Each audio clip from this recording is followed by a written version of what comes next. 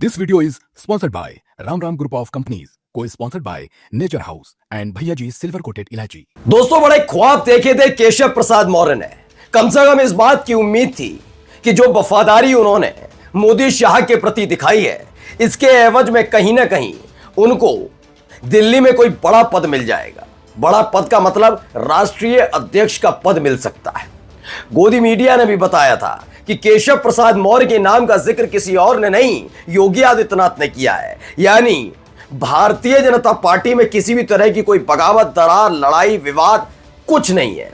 तब भी मैंने कहा था नहीं, जो ये कोल्ड वॉर चल रही है इसका एकमात्र उद्देश्य यही है, योगी आदित्यनाथ को कुर्सी से हटाना। केशव प्रसाद मौर्य का भी एकमात्र उद्देश्य है उत्तर प्रदेश का मुख्यमंत्री बनना। लेकिन जो सपने दिखाए गए दिल्ली में बैठे नेताओं की तरफ से, एक बार फिर से केशव प्रसाद मौर्य को धोखा मिला है क्या?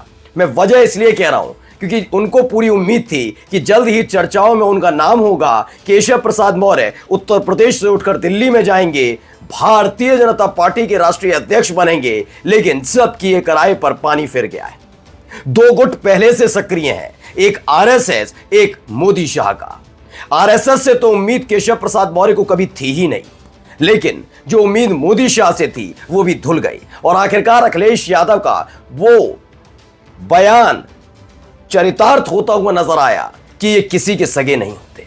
यकीनन एक ऐसे वक्त में जब इन्होंने अपनी साख तक को दांव पर लगा दिया, बगावत में सबसे आगे निकल कर आए थे केशव प्रसाद मौर्य। आखिर में मिला क्या? कुछ नहीं। जानते हैं किसका नाम चल रहा है? मनोहर लाल खट्टर का। लेकिन उनका भी राष्ट्रीय अध्यक्ष बनना इतना आसान नहीं है, क्योंकि संघ की तरफ से जो अपने 3 बड़े सिपाहियों को तैनात किया गया है, उनके आगे मनोहर लाल खट्टर कुछ नहीं है। नमस्कार, मैं हूं प्रज्वल गौतम और आप देख रहे हैं खबर चौक। बीजेपी का अगला राष्ट्रीय अध्यक्ष कौन? उत्तर प्रदेश तो अभी छोड़ ही दीजिए, भारतीय जनता पार्टी का राष्ट्रीय अध्यक्ष को लेकर लंबे समय से मंथन चल रहा है। यह मंथन नहीं है, बल्कि यह विवाद चल रहा है। बीजेपी के जो ताल्लुकात रखने वाले पत्रकार ऐसे मंथन बताते हैं, मैं इसे कभी मंथन नहीं कहता। मंथन वो होता है जिस पर कई नामों का जिक्र हो जाता है, कई दौर की बातचीत हो जाती है, बैठक हो जाती है, उसके बाद उस पर विचार होता है। नहीं, यहां मंथन चल ही नहीं रहा। यहां चल रहा है विवाद कि मेरा वाला राष्ट्रीय अध्यक्ष बनेगा या तेरा वाला। दरअसल मैंने आपको पहले ही बताया, 2019 के बाद मोदी शाह ने बीजेपी को आरएसएस से एक तरीके से अलग किया। मतलब अपने फैसले खुद लिए, आरएसएस से पूछा तक नहीं। और हालत यह कर दी कि आरएसएस जो कहता रहा उसके उलट ही काम होता रहा। लेकिन 2024 में 240 सीटों पर सिमटने के बाद हालात अलग अलग हो गए। अब आरएसएस हावी है, लेकिन मोदी शाह भी अपनी पकड़ को ढीला करना नहीं चाहते। अब ऐसे हालात में क्या है कि राष्ट्रीय अध्यक्ष कौन होगा, इसको लेकर लंबे समय से बातचीत चल रही है, विवाद चल रहा है। आरएसएस इतना ज्यादा अब प्रभावी हो चुका है, वो किसी भी कीमत पर अपने इस छोर को छोड़ना नहीं चाहता। दूसरी तरफ मोदी शाह भी चाहते हैं कि उन्हीं का व्यक्ति बने। तो खबर क्या निकली? न महिला न ओबीसी, पीएम मोदी की पहली पसंद को मिल रहा मौका। कौन बन रहे बीजेपी के अगले राष्ट्रीय अध्यक्ष? लगा होगा कुछ लोगों को कि इसके नीचे नाम होगा केशव प्रसाद मौर्य का, लेकिन नहीं, नाम पढ़ लीजिए, नाम है मनोहर लाल खट्टर का। बीजेपी को जल्द ही नया राष्ट्रीय अध्यक्ष मिलने वाला है, जिसके लिए केंद्रीय मंत्री मनोहर लाल खट्टर का नाम लगभग तय माना जा रहा है। यह कहा जा रहा है, अभी मैं फिर कह रहा हूं, जल्दबाजी में कोई भी खबर नहीं चलानी चाहिए। मनोहर लाल खट्टर इसलिए नहीं बन सकते क्योंकि आरएसएस भी अपना खूंटा गाड़ कर बैठा है। आरएसएस किन नामों को चाहता है जिन पर मोदी शाह कभी तैयार ही नहीं हो सकते, वो भी बताऊंगा। लेकिन सबसे पहले बात होगी केशव प्रसाद मौर्य की। इसी मीडिया ने दिखाया था ना, केशव प्रसाद मौर्य राष्ट्रीय अध्यक्ष, बात हो गई है, मुलाकात हो गई है। अरे खुद योगी आदित्यनाथ ने आगे आकर कह दिया कि नहीं, केशव प्रसाद मौर्य को राष्ट्रीय अध्यक्ष होना चाहिए। जिस व्यक्ति की नजर उनकी कुर्सी पर हो, उसके लिए वो इतने बड़े पद के बारे में सोचेंगे? कभी नहीं, कभी नहीं। और वो सोच भी नहीं रहे थे। ये सिर्फ हवा बनाया गया था, हुआ ऐसा जिससे कि लोग समझें कि मोदी, केशव और योगी के अंदर सब कुछ ठीक हो गया। लेकिन ऐसा कुछ ठीक नहीं। अब देख लीजिए, केशव प्रसाद मौर्य को बिल्कुल साइडलाइन किया, मनोहर लाल खट्टर को लाना चाहते हैं। मनोहर लाल खट्टर कोई इतने बड़े संगठन के आदमी नहीं है कि उन्होंने बहुत बेहतरीन करते हैं, नहीं। इनको एक ऐसा व्यक्ति चाहिए कि वो सिर्फ देखे जेपी नड्डा की तरह। आप बताइए, जेपी नड्डा में राष्ट्रीय अध्यक्ष वाली कौन सी ऐसी खूबी थी? सिर्फ ये कि मोदी शाह ने जो कह दिया वही सत्य मान लेते हैं। तो ऐसा ही एक नेता चाहिए जो ज्यादा अपना दिमाग ना लगाए। मोदी शाह अध्यक्ष ना भी रहे बीजेपी के, मोदी तो है नहीं, खैर प्रधानमंत्री अगर शाह भी, तो वो तब भी उन्हीं की बात माने, ऐसा चाहिए। लेकिन यहां अड़ंगा लगा दिया है संघ ने। कैसे, देखिए, बहुत अच्छी बात है। केपी मलिक है, वो लिखते हैं, संघ भाजपा की वैचारिक जननी मानी जाती है। संघ राजनीति नहीं करता लेकिन राजनीतिक दिशा जरूर तय करता है। ऐसे में जब संघ कुछ नेताओं को पार्टी की आत्मा कहे तो उसका मतलब सिर्फ प्रशंसा नहीं बल्कि एक स्पष्ट संदेश होता है। संघ ने उन चेहरों को आगे लाने की ठानी है जिनको पिछले एक दशक से नजरअंदाज किया गया था। संघ का मानना है खासतौर पर ये 3 चेहरे भाजपा के मूल विचार और संगठन संस्कृति के प्रतीक है। कौन कौन से 3 चेहरे हैं, पहले नाम देखिए। पहला नाम आता है संजय जोशी। संजय जोशी एक ऐसा नाम, यकीन मानकर चाहिए 2 और जो नाम बताऊंगा हो सकता है मोदी शाह उसके लिए मान भी जाए, लेकिन कभी संजय जोशी के लिए मोदी तो कतई नहीं मानेंगे, ना शाह मानेंगे। संजय जोशी एक पुराने साथी हैं नरेंद्र मोदी के, पुराने साथी। लेकिन ऐसी अदावत शुरू हुई कि संजय जोशी डाउन होते चले गए जैसे जैसे उभार होता गया नरेंद्र मोदी का। कहा यह जाता है नरेंद्र मोदी साहब के लिए राजनीतिक गलियारे, बीजेपी के गलियारे में चर्चा है कि ये जिसके करीब रहे उसको भी बख्शा नहीं। ये नरेंद्र मोदी का इतिहास है और सबके सामने पहला इतिहास क्या, पहला सबसे जीता जागता सबूत ही लाल कृष्ण आडवाणी है।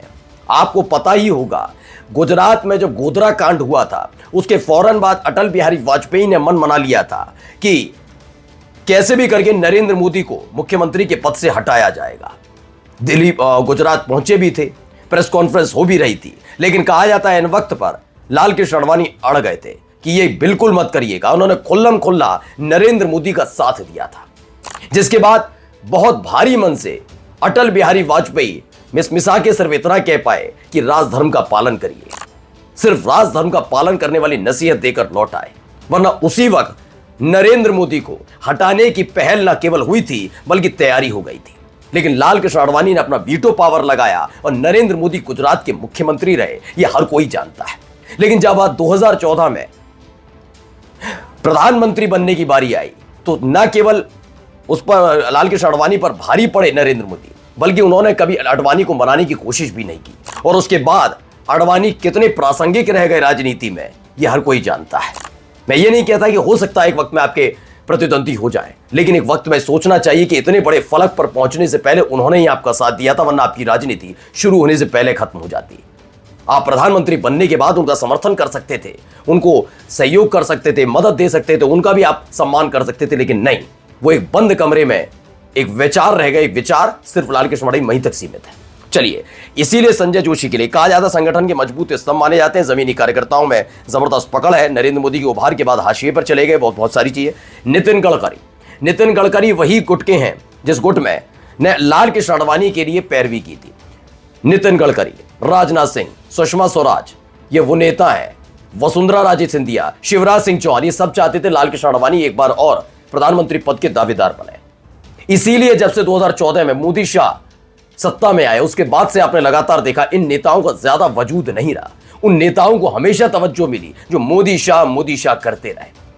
अब आइए अगला नाम, नितिन गडकरी को तो मैं अभी हाल में आपने देखा भी किस तरीके से, जैसे ही राष्ट्रीय अध्यक्ष पद पर बात चली, बहुत सारी गोदी एंकर और गोदी पत्रकार खबर चलाने लग गए कि बाइक से भी अब टोल लगेगा। फिर उन्होंने लताड़ लगाई, ऐसी कोई खबर नहीं है। फिर अभी मध्य प्रदेश में लाम जाम लग गया, 3 लोगों की मौत हो गई। फिर NHAI की तरफ से जा गया कि सड़क पर निकलते ही क्यों हैं लोग। इस तरह के बयान दिए गए जिससे नितिन गडकरी की छवि को खराब किया जाए। अब आइए वसुंधरा राजे सिंधिया और शिवराज सिंह चौहान एक 2 ऐसे नाम थे जो सीधे सीधे जो अपने आप को बहुत ज्यादा मजबूत और प्रबल और ये दिखाते हैं कि हमारे अलावा कुछ नहीं नरेंद्र मोदी गुजरात में, वैसे ही इनकी स्थिति मध्य प्रदेश में शिवराज सिंह चौहान और राजस्थान में वसुंधरा राजे सिंधिया की है। इसीलिए इन दोनों के राजनीतिक करियर को चौपट करने के लिए बीच में ही ड्रॉप आउट कर दिया कि मुख्यमंत्री बनेंगे ही नहीं। ये इनकी पूरी खेल था इनका। लेकिन अब जब से 240 सीटों पर आए तब से वसुंधरा राजे सिंधिया भी संघ की वजह से मजबूत होती नजर आ रही हैं। जरूर मनोहर लाल खट्टर के नाम को आगे करके केशव प्रसाद मौर्य को ठगने का काम किया गया हो, लेकिन यह बात भी हकीकत है कि मनोहर लाल खट्टर बीजेपी के राष्ट्रीय अध्यक्ष बन जाए, ये इतना भी आसान नहीं है। नमस्कार। New public inter college Lucknow, admission open. For more information call 0522 282232 और 7755 089585।